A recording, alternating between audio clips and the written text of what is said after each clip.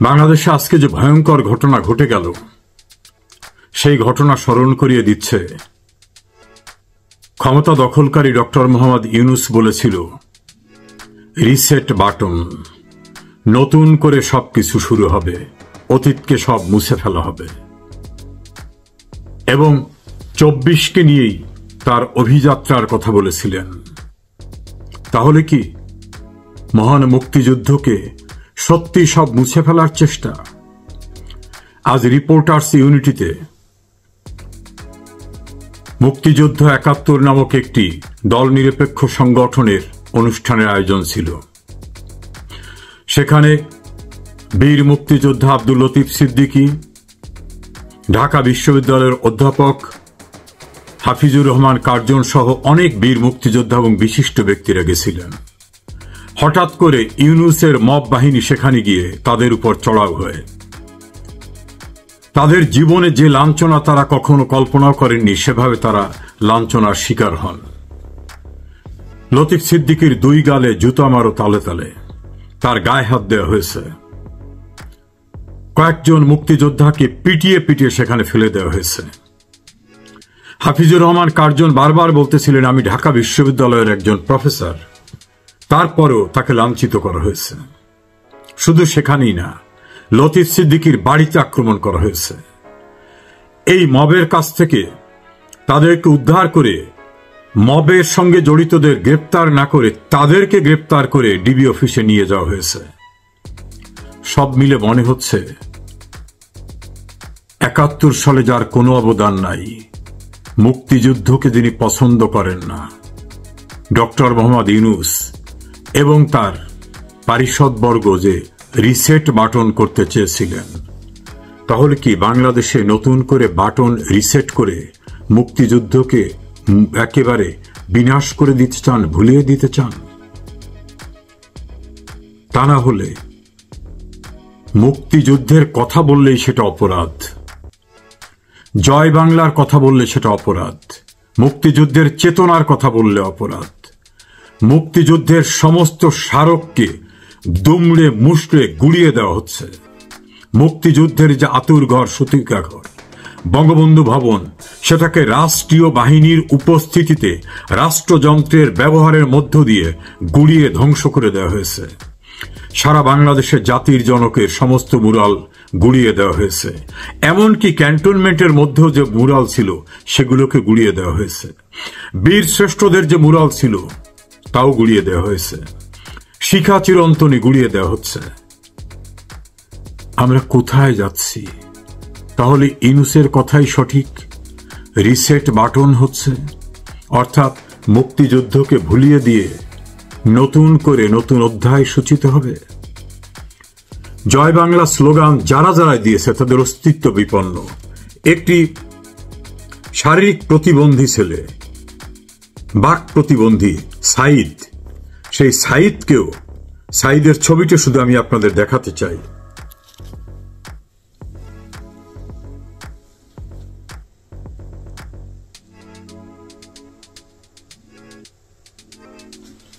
কথা বলতে পারে না, শারীরিকভাবেও প্রতিবন্ধী, কোন রকম এলোমেলো ভাবে জয় বাংলাটা বলে। এই জয় বাংলা বলা এত বড় অপরাধ যে তাকে গ্রেপ্তার করে নিয়ে যাওয়া হচ্ছে। আমার মনে পড়ে জয় বাংলা বলার সবচেয়ে বড় অপরাধ ছিল পশ্চিমা হানাদার বাহিনীর কাছে। আজকে সেই জয় বাংলা সেরকম ভাবে অপরাধের স্লোগান হয়ে দাঁড়িয়েছে। একসময় জয় বাংলা ছিল মুক্তিযোদ্ধাদের প্রাণ সঞ্চারী স্লোগান, তাদের শক্তি সঞ্চয় করত জয় বাংলা স্লোগান দিয়ে। আজ মুক্তিযুদ্ধের সমস্ত অধ্যায়কে নিষিদ্ধ করে দেওয়া হচ্ছে। পাকিস্তান স্টাইলে ইনকিলাব জিন্দাবাদ দেওয়া হচ্ছে স্লোগান। বীর মুক্তিযোদ্ধা ফজলুর রহমানের বাড়ির সামনে পতিতালয়, বেশ্যাখানার মহিলাদের মতো এক মেয়ের কণ্ঠে তার ফিমেল অর্গান উচ্চারণ করে স্লোগান দেওয়ার ঘটনা দেখছি। এ কোথায় আমরা? বীর মুক্তিযোদ্ধা জেলাই খান পান্না বলেছেন, এখনই শেষ সময়, আর সময় নাই মুক্তিযোদ্ধাদের ঐক্যবদ্ধ হওয়ার। তিনি হয়তো ৭১-এর মতো প্রস্তুতি নেওয়ার কথা বলতে চেয়েছেন। টেলিভিশনে সোচ্চার কথা বলছেন গণমাধ্যম ব্যক্তিরা। মঞ্জুরুল আলম পান্নাকেও আজ রিপোর্টার্স ইউনিটি থেকে নিয়ে আটকে রাখা হয়েছে ডিবি কার্যালয়ে। একজন সিনিয়র সাংবাদিক গণমাধ্যমে মুক্ত কথা বলেন, এটা তার অপরাধ। কোথায় যাচ্ছে দেশটা? পাকিস্তানের কয়েক মন্ত্রী আসার পরই জোরদার হয়ে উঠেছে স্বাধীনতা বিরোধী চক্র। মুক্তিযুদ্ধের বাংলাদেশেরা রাখতে চায় না, ৭১-এর পরাজয়ের প্রতিশোধ নিতে চায়। সেজন্যই পাকিস্তানিদের আনাগোনা এবং এদেশে ঘাপটি মেরে থাকা সেই পাকিস্তানিদের উত্তরসূরিরা নতুন উদ্যমে শুরু করেছে। জয় বাংলা শুনলে তাদের শরীরের প্রতিটি তন্ত্রে তন্ত্রে অ্যালার্জি উঠে যায়, ভয়ঙ্কর অপমান বোধ জেগে যায়। ৭১ এই স্লোগানের কাছে আমরা পরাজিত হয়েছিলাম। এই দেশটা জয় বাংলা স্লোগানের সঞ্চারিত ধ্বনিতে মুক্তিযোদ্ধারা স্বাধীন করেছিল। বঙ্গবন্ধুর নেতৃত্বে এই দেশ স্বাধীন হয়েছে। ৩০ লক্ষ মানুষের রক্ত, ২ লক্ষ মা বোনের সম্ভ্রমের বিনিময়ে এই দেশটা স্বাধীন হয়েছে। আজ সব ধ্বংস করে দিতে চায়, এই দেশটাকে আবার পাকিস্তান বানাতে চায়। ডক্টর ইউনূসের যে রিসেট বাটন, মানে নতুন করে সব বাটন, অতীতের সব মুছে দিয়ে নতুন কিছু করতে চায়। না হলে মুক্তিযোদ্ধাদের অপরাধ কি? তারা মুক্তিযোদ্ধারা একত্রিত হতে পারবে না। তারা তো অপরাধী ছিল পাকিস্তানি হানাদার বাহিনীর কাছে। আজ যারা হামলা করেছে তারা কি তাদের উত্তরসূরি? না হলে মুক্তিযোদ্ধাদের অনুষ্ঠানে গিয়ে মুক্তিযোদ্ধাদের লাঞ্ছিত করা, এবং কোন মুক্তিযোদ্ধা এই দেশের সবচেয়ে খ্যাতিমান মুক্তিযোদ্ধাদের। শুধু তাই নয়, লতিফ সিদ্দিকের বাড়ি উড়িয়ে দেওয়া হয়েছে, গুড়িয়ে দেওয়া হয়েছে। মুক্তিযোদ্ধাদের সর্বময় কমান্ডার যিনি ছিলেন বঙ্গবন্ধু, তার বাড়িও তো গুড়িয়ে দেওয়া হয়েছে।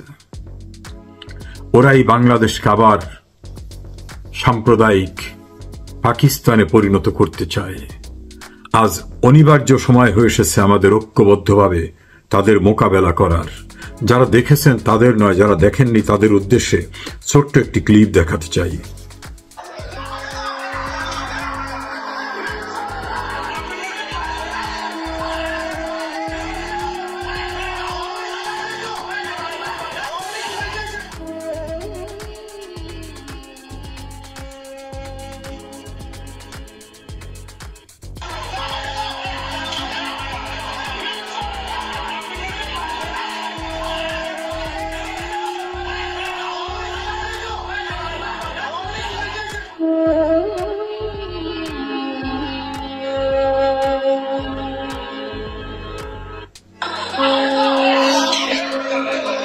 যারা বলতেন শেখ হাসিনা মুক্তিযুদ্ধের চেতনার কথা বলে ব্যবসা করে, আজকে একবার ভাবুন তো, শেখ হাসিনা ছাড়া মুক্তিযুদ্ধের চেতনাকে পাহারা দেবার কে আছে?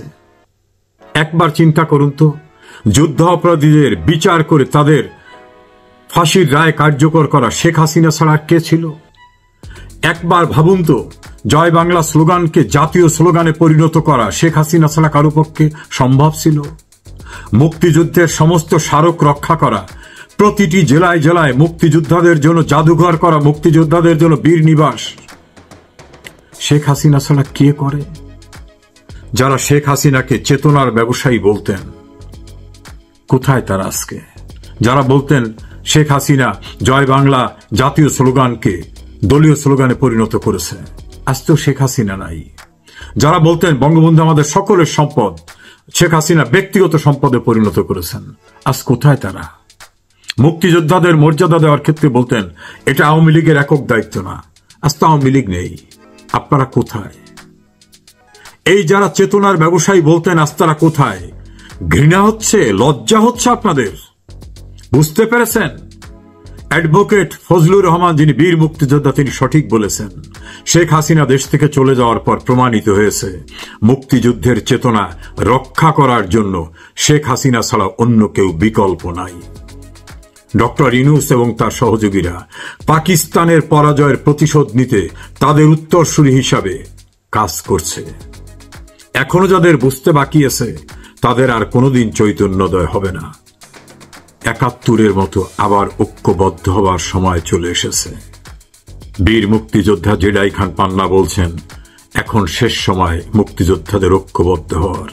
আমি বলবো শুধু মুক্তিযোদ্ধা না, মুক্তিযুদ্ধের চেতনায় যারা বিশ্বাস করেন, যে যে দলই করেন না কেন, আমাদের এখন একটাই দল, আমরা মুক্তিযুদ্ধের পক্ষের শক্তি।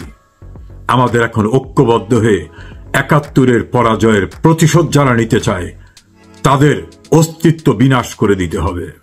পৃথিবীর কোন দেশেই বিজয়ী এবং বিজিতরা, অর্থাৎ যারা জিতেছে এবং যারা পরাজিত, তারা একত্রে থাকে না, তাদের বিনাশ করে দেওয়া হয়। বঙ্গবন্ধু মহান নেতা ছিলেন, কঠোর হতে পারেননি, কঠোর হননি, কিন্তু রাজনীতির যে সূত্র, সেই সূত্রে পরাজিতদের ছেড়ে দিলে তারা কখনো না কখনো সবল মারেই। আজ বাংলাদেশে সেটাই দৃশ্যমান। যে যে দলই করেন না কারো, যারা লাল সবুজের পতাকায় বিশ্বাস করেন, হিন্দু মুসলিম বৌদ্ধ খ্রিস্টানের অসাম্প্রদায়িক বাংলাদেশে বিশ্বাস করেন, যারা আমার স্বাধীন সার্বভৌম রাষ্ট্রে বিশ্বাস করেন, যারা পাকিস্তানের নির্মম নির্যাতন অত্যাচার, আমার বাবনকে ধর্ষণ করা, আমার ভাই বোনদের ৩০ লক্ষকে হত্যা করায় ঘৃণা জানান, তাদের আজ ঐক্যবদ্ধ হওয়া ছাড়া কোনো উপায় নাই। না হলে আমাদের অস্তিত্ব বিপন্ন হয়ে যাবে। আসুন ঐক্যবদ্ধ হই, এখন আর বসে থাকার সময় নয়। আমাদের দল মুখ্য না, আমাদের ঐক্যের সূত্র একটাই, আমাদের মুক্তিযুদ্ধের চেতনা, আমাদের জয় বাংলা। ঢাকা রিপোর্টার্স ইউনিটিতে মঞ্চ ৭১ নামে একটি অরাজনৈতিক সংগঠন সভার আয়োজন করেছিল। মূলত মুক্তিযোদ্ধাদের এই সংগঠন, দেশের প্রখ্যাত মুক্তিযোদ্ধারা সেখানে উপস্থিত হয়েছিলেন। সাংবাদিক, সাহিত্যিক, আইনজীবী, সুশীল সমাজের প্রতিনিধিরা সেখানে গিয়েছিলেন। আকস্মিকভাবেই ভয়ঙ্কর মব আক্রমণের শিকার হন তারা। পরবর্তীতে জানা যায় তারা সবাই জামাত শিবিরের লোক যারা আক্রমণ করেছে। ঘটনার আকস্মিকতায় হচকিত হয়ে ওঠেন সেখানে উপস্থিত সবাই। বীর মুক্তিযোদ্ধা আব্দুল লতিফ সিদ্দিকী, ঢাকা বিশ্ববিদ্যালয়ের শিক্ষক হাফিজুর রহমান কার্জন সহ উপস্থিত অনেকেই শারীরিকভাবে নিগৃহীত হন। নানাভাবে তাদেরকে অপমান করা হয়। এই ভয়ঙ্কর পরিস্থিতিতে সেখানে উপস্থিত বাংলাদেশের খ্যাতিমান অনেক সাংবাদিক এবং বিশিষ্ট জনেরাও বিস্মিত এবং হতবাক হয়ে যান। তারা অনেকেই নির্যাতনের শিকারে পরিণত হন, লাঞ্ছিত হন। পুলিশ এসে যায়, তাদেরকে উদ্ধারের নামে নিয়ে যাওয়া হয়। সবাই ধরে নিয়েছিল এই মব সন্ত্রাস আর বরদাস্ত করা হবে না। সেনাপ্রধান বলেছেন, সরকারের স্বরাষ্ট্র উপদেষ্টা বলেছেন, নিশ্চয়ই তাদের বিরুদ্ধে ব্যবস্থা নেওয়া হবে। হ্যাঁ, ব্যবস্থা নেওয়া হয়েছে। সন্ত্রাসের শিকার যারা লাঞ্ছিত হলেন তাদের বিরুদ্ধে সন্ত্রাস দমন আইনে মামলা করা হয়েছে। সেখানে বাংলাদেশের গুরুত্বপূর্ণ অনেক সিনিয়র সাংবাদিক, সোহরাব হাসান, মাসুদ কামাল, মঞ্জুর আলম পান্না এবং আরো অনেক সাংবাদিক এবং প্রতিষ্ঠিত ব্যক্তিরা ছিলেন। অনেকে প্রাণ বাঁচাতে সাংবাদিকদের সাহায্যের আশ্রয় নিয়েছেন। ১৯৭১ সনে মুক্তিকামী মানুষ কাউকে পেলেই অভিযুক্ত করা হতো তাদেরকে এই কথা বলে, যারা দুষ্কৃতকারী, ভারতের দালাল, দেশের সার্বভৌমত্ব ধ্বংস করতে চায়। ঠিক একই চিত্র মুক্তিযোদ্ধারা একত্রিত হয়েছে মঞ্চ ৭১ নামক একটা দল নিরপেক্ষ সংগঠনের ব্যানারে। তারা হয়ে গেলেন এখন সন্ত্রাসী। যারা আক্রান্ত হলেন তারা হয়ে গেলেন সন্ত্রাসী। আর যারা প্রকৃত সন্ত্রাসী তারা হয়তো হবেন সাক্ষী। ডক্টর ইউনূস এভাবেই পাকিস্তানপন্থী বাংলাদেশের রাজনীতি এবং মব সংস্কৃতি দিয়ে তার সূচনা, তার ক্ষমতা দখল এবং টিকে থাকার চেষ্টা। কিন্তু এ জাতীয় চেষ্টা কখনোই সফল হয় না। আমি শুধু একটা কথাই বলে যেতে চাই, যারা গলাবাজি কলমবাজি করে সবসময় শেখ হাসিনার দোষ খুঁজতেন তাদের অনেকে আজ এখানে উপস্থিত ছিলেন। দেখেছেন একেবারে নিরীহ একটা মুক্তিযোদ্ধাদের ছোট্ট পরিসরের আয়োজন কিভাবে আক্রান্ত হলো মবের দ্বারা, জামাত শিবিরের দ্বারা, আর তারপরে ইউনূস বাহিনীর সন্ত্রাস দমন আইনের আসামি হয়ে গেল তারা। একটু তুলনামূলক বিচার করে দেখবেন শেখ হাসিনার আমলে এমন কোন ঘটনা ঘটেছে?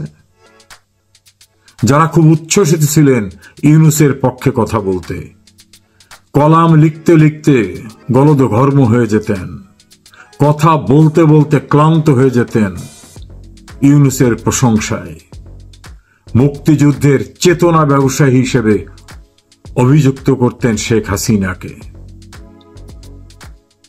আপনারা কি আজকে যা দেখেছেন তা বলতে পারবেন?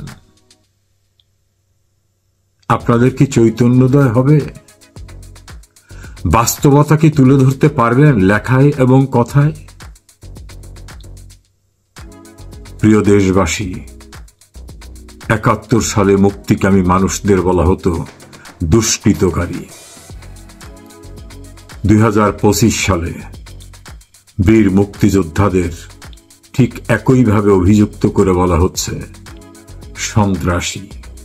পার্থক্য শুধু তখন করত পশ্চিমা হায়ানাদার বাহিনী, আর বর্তমানে তাদেরই আদর্শে বিশ্বাসী অবৈধ ক্ষমতা দখলকারীরা। এভাবে পরিত্রাণ হয় না শেষ পর্যন্ত। সময় নিশ্চয়ই এর প্রতিউত্তর, এর জবাব দেবে।